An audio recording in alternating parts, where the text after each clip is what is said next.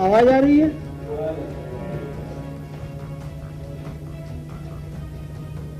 विधानसभा सामान्य निर्वाचन के द्वितीय चरण के संबंध में प्रदेश के 55 विधानसभा निर्वाचन क्षेत्रों के सामान्य निर्वाचन 2022 के लिए दिनांक 14 फरवरी 2022 को मतदान होगा। मतदान प्रातः 7 बजे से शुरू होकर शाम 6 बजे तक चलेगा।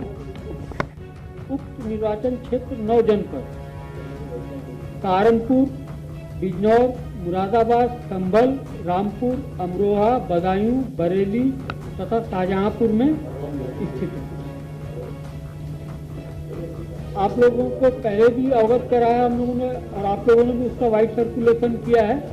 भारत निर्वाचन आयोग के आदेशों के क्रम में मतदाता पहचान पत्र के अतिरिक्त 12 अन्य पहचान पत्र यथा Aadhaar card, MNREGA job card, bank डाकघरों द्वारा जारी किए गए फोटोयुक्त पासबुक, श्रम मंत्रालय की योजना के अंतर्गत जारी स्वास्थ्य बीमा smart card, driving licence, PAN card, NPR के अंतर्गत आरजीआई द्वारा जारी किए गए स्मार्ट कार्ड, भारतीय पासपोर्ट, फोटोयुक्त पेंशन दस्तावेज, केंद्र राज्य सरकार, लोक उपक्रम पब्लिक लिमिटेड कंपनियों द्वारा अपने कर्मचारियों को जारी किए गए फोटो सेवा पहचान पत्र और सांसदों, विधायकों, विधान परिषद सदस्यों को जारी किए गए सरकारी पहचान पत्र, यूनिक डिसेबिलिटी आईडी कार्ड, सामाजिक न्याय एवं अधिकारिता मंत्रालय भारत सरकार द्वारा जो जारी किया गया मतदेय स्थलों पर मतदाताओं की पहचान किए जाने के लिए अनुमन्य मान्य।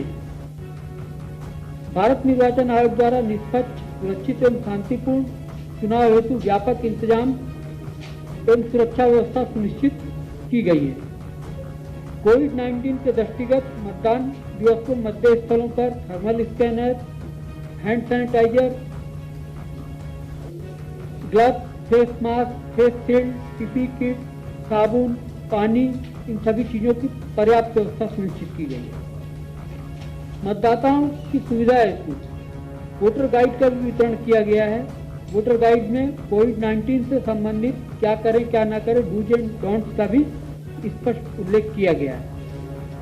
विधानसभा सामान्य निर्वाचन 2022 के लिए होने वाले द्वितीय चरण के मतदान में 2.02 करोड़ मतदाता अपने मताधिकार का प्रयोग करेंगे। इनमें 1.08 करोड़ पुरुष, 0.94 करोड़ महिला तथा 1269 तृतीय लिंग के मतदाता हैं। द्वितीय चरण के निर्वाचन में कुल 55 विधानसभा क्षेत्रों में 586 प्रत्याशी हैं, जिनमें से 69 महिला प्रत्याशी शामिल हैं।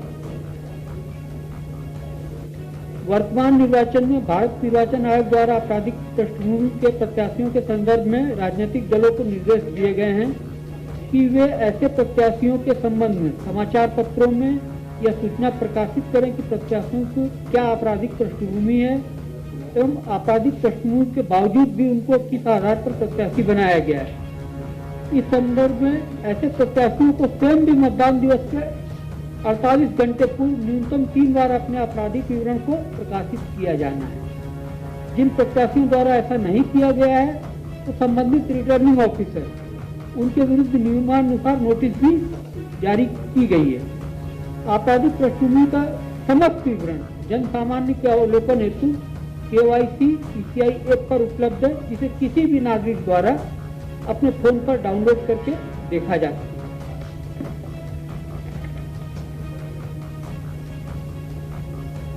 उपचुनाव में कुल 23,404 मतदेय स्थल पोलिंग स्टेशन तथा 12,544 मतदान केंद्र अर्थात लोकेशन।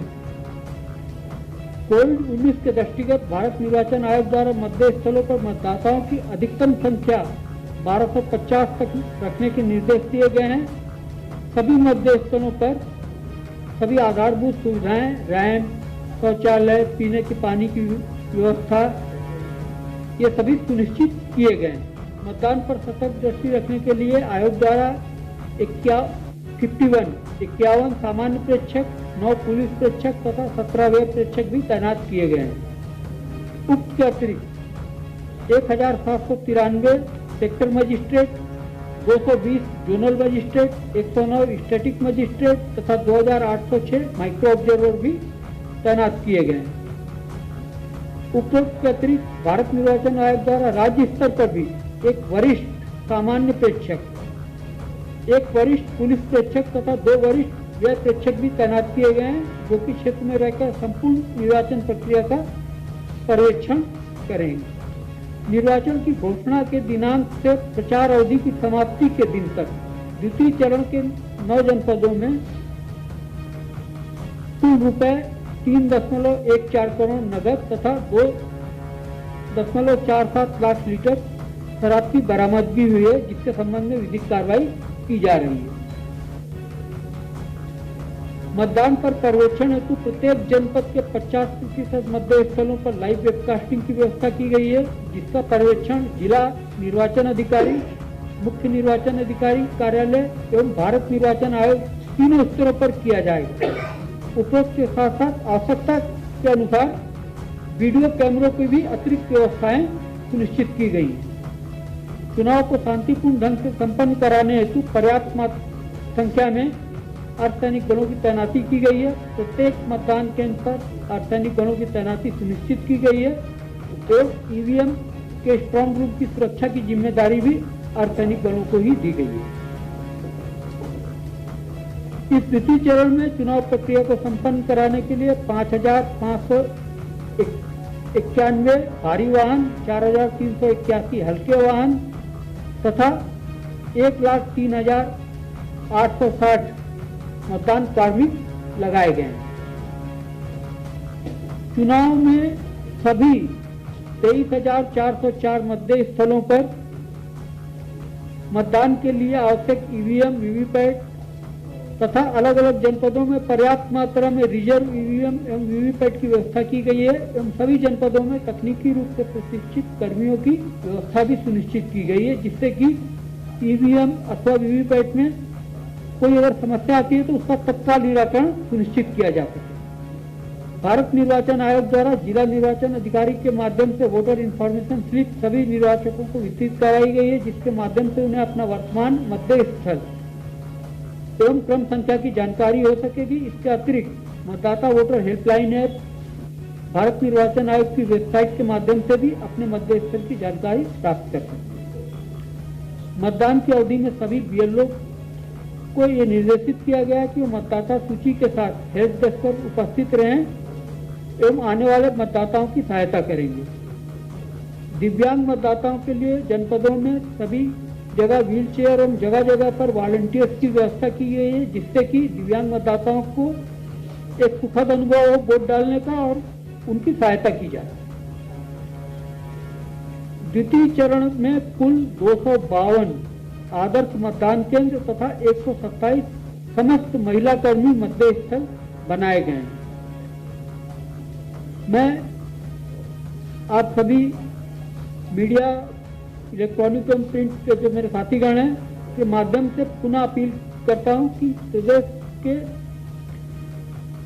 इन 9 जनपदों के चुनाव में जो मतदाता हैं वो सभी अपने मताधिकार का प्रयोग अवश्य करें।